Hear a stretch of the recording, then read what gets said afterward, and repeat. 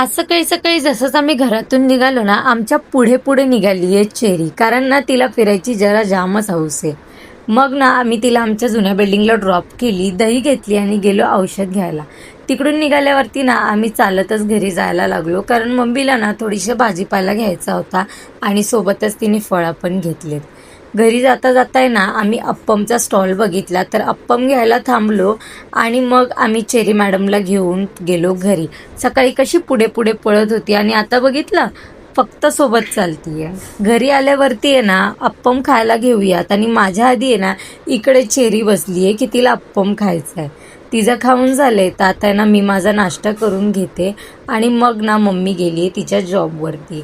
मी गोळ्या खायचं तर विसरूनच गेलेली, तर आता गोळ्या खाल्ल्या आणि माझं ऑनेस्ट रिॲक्शन तुम्ही बघू शकता.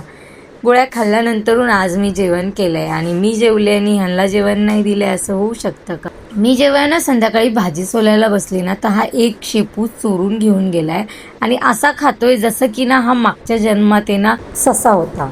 आज ना माझी तब्येत जरा जास्तच खराब झाली आहे, पण ना मला जेवायचं नव्हतं तरी जबरदस्ती मम्मीने मला जेवायला उठवलंय, तरीसुद्धा ना मी नाही जेवली आहे.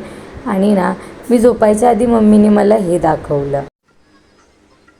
तू पण एवढी लहान होती तेव्हा गणपती बाप्पाला राशी बनवायची. आपल्या मनाने बांधली होती. आणि आता ना 2 वाजलेत ऑलमोस्ट, पण मला काही झोप नाही आली आहे, तरीसुद्धा ना मी झोपते.